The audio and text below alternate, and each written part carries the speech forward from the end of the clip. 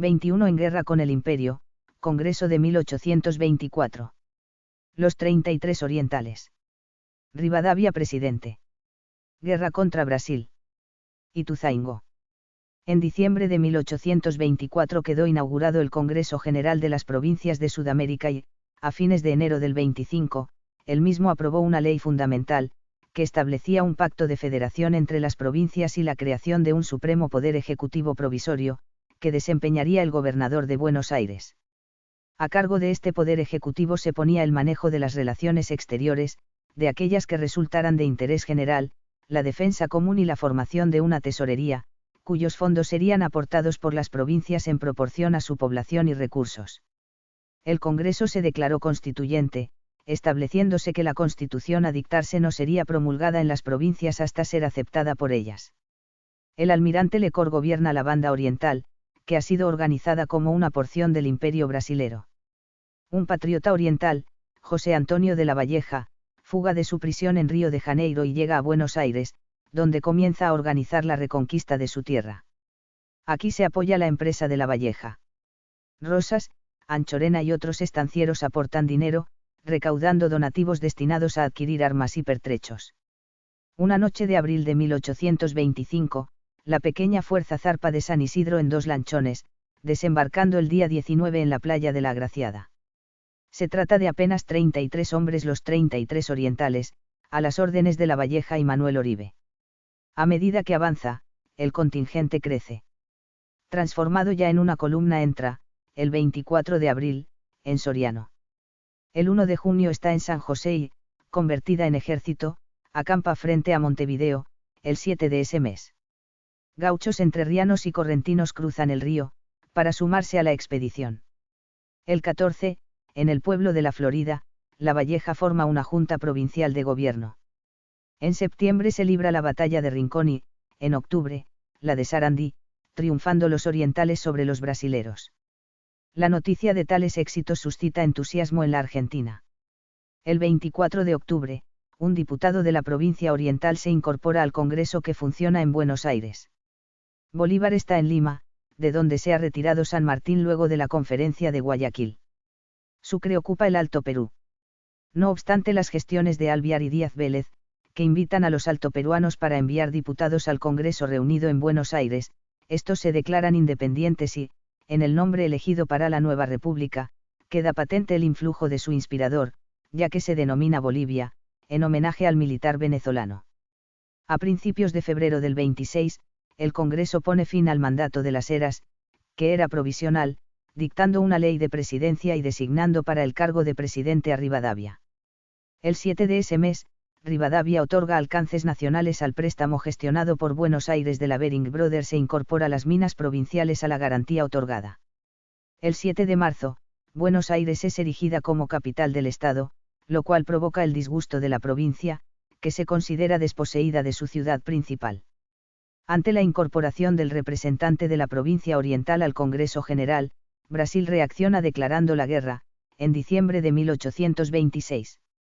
A fines de ese mes, la escuadra imperial inicia el bloqueo de Buenos Aires. Guillermo Brown, promovido a almirante, forma una escuadrilla naval con la que ataca Colonia, siendo rechazado. El capitán Nourtan contraataca, al frente de los buques brasileros, buscando a Brown en su fondeadero. Triunfa don Guillermo en el combate de los Pozos y persigue a Nourtan, que se toma la revancha en el encuentro de Quilmes, donde resulta herido Espora, segundo de Brown. Las acciones terrestres se demoran, hallándose ambas fuerzas a la expectativa. El 8 de diciembre de 1827, el emperador del Brasil se pone simbólicamente a la cabeza de su ejército, en Santa Ana do Livramento, si bien el mando efectivo lo ejerce el mariscal Felisberto Caldera Brandt, marqués de Barbacena, quien cuenta con un fuerte contingente de mercenarios alemanes bajo banderas. El total de sus efectivos alcanza a 8.000. Alvear comanda en jefe las tropas argentinas, cuyos hombres son también unos 8.000. Entre los oficiales que lo secundan están Lavalle, Mansilla, Brandsen y Paz. Enterado de que Barbacena proyecta incorporar refuerzos hasta completar 15.000 soldados, Alvear resuelve atacarlo sin dilación. Ambas vanguardias chocan en Bacacay y en Ombú, triunfando los nuestros en estas primeras acciones. A las 6 de la mañana del 20 de febrero de 1827, aniversario de la bata 11A de Salta, Alvear cae sobre Barbacena en Ituzaingó, luego de eludir una maniobra de encierro realizada por su oponente. Brandsen y Paz cargan contra los infantes imperiales. Lavalle lo hace al frente de los coraceros y Lavalleja ataca a los jinetes brasileños. Soler no cede ante la caballería enemiga. En una vigorosa embestida, cae muerto el coronel Brandsen. Hacia las 2 de la tarde, los argentinos son dueños del campo, donde quedan 1.200 adversarios muertos, entre ellos el general Abreu. Pero, como tienen la caballada cansada después de 8 horas de combate, no están en condiciones de perseguir a los vencidos que se retiran.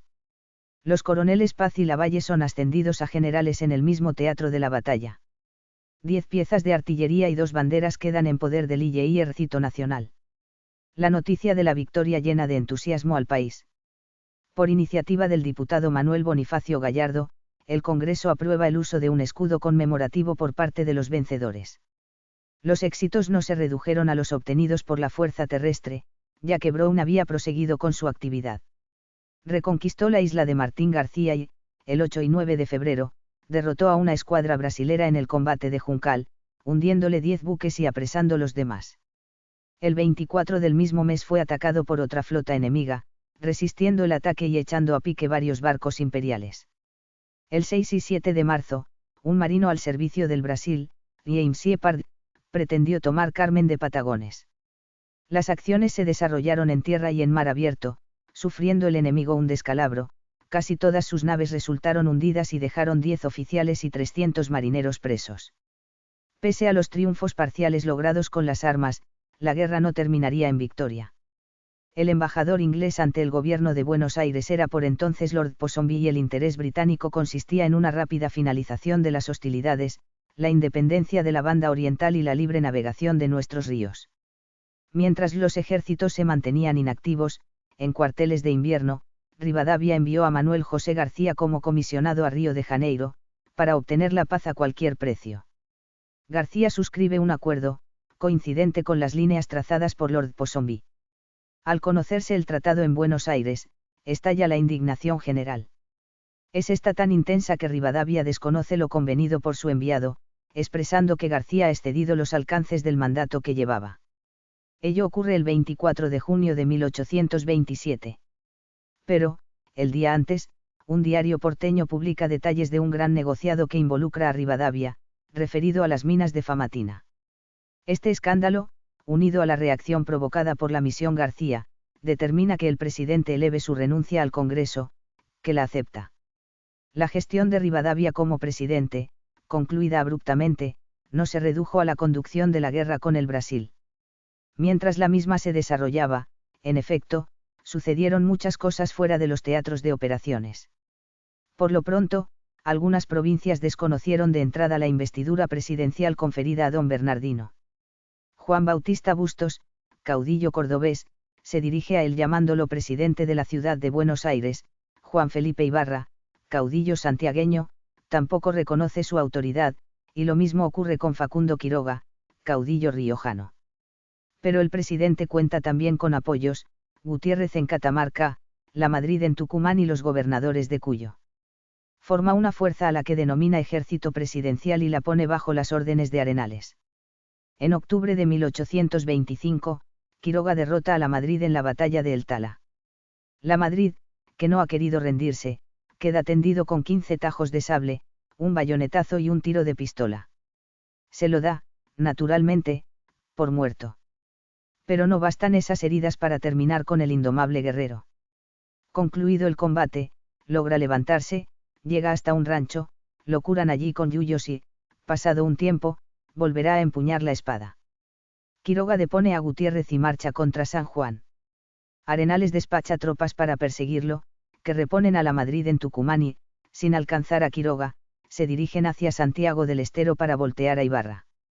Mientras tanto, en Buenos Aires el Congreso dicta la Constitución Unitaria de 1826. Establece un régimen presidencial, un gabinete de 5 ministros, 2 cámaras legislativas y una alta corte de justicia. Se ponía al gobernador de Buenos Aires bajo la dependencia del presidente y se formaban consejos de administración para reemplazar a los cabildos provinciales. El negocio minero que puso fin a la presidencia de Rivadavia consistió, someramente descripto, en lo siguiente: a poco de concluir su gestión como ministro de Rodríguez, aquel se trasladó a Londres, donde fue recibido con bombos y platillos. Reinaba allí una intensa fiebre especulativa, cuyo objeto circunstancial eran las riquezas del Nuevo Mundo, cuantiosas e inexplotadas según se las presentaba. Rivadavia, asociado con el capitán John Ullet, participó activamente en el lanzamiento de una compañía, que explotaría los yacimientos del Cerro de Famatina, en La Rioja, y que se llamó la Provinces of the Rio Plata Mining Association. Tal lanzamiento fue sumamente exitoso y las acciones de la flamante empresa se cotizaron 25 puntos sobre la par. Rivadavia aceptó presidir su directorio en Buenos Aires, con un sueldo de 1.200 libras anuales. Existía un inconveniente, sin embargo. La enajenación del Famatina y el dictado de las leyes que autorizarían el funcionamiento de la sociedad en la Argentina se llevarían a cabo por el gobierno central, en Buenos Aires. Y había ocurrido que, por ley fundamental del 23 de enero de 1825, las atribuciones para hacerlo correspondían a las provincias. De modo que, al llegar aquí el representante de la Mining, capitán Francis Bondhead, se encontró con que el emprendimiento carecía de sustento legal, asentándose sobre bases inexistentes. Puso el grito en el cielo, protestó ante Rivadavia y éste le aseguró que un futuro gobierno, centralista, allanaría las dificultades que se presentaban. Don Bernardino arribó efectivamente al gobierno y tal gobierno resultó centralista, de acuerdo con lo previsto. Pero, al conocerse la vinculación del presidente con la compañía minera y el modo como, desde el alto cargo que ocupaba, concretaría una operación de enorme magnitud, en la cual tenía un interés personal, sobrevino el escándalo ya mencionado y Rivadavia tuvo que renunciar. Con motivo de la victoria de Ituzaingó, el ejército argentino no solo se apoderó de cañones y banderas enemigas.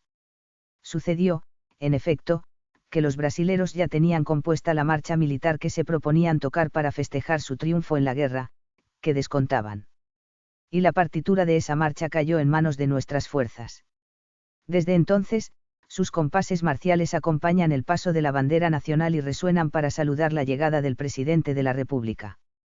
Porque es, precisamente, la marcha presidencial argentina y se llama Ituzaingó, según Cuadra.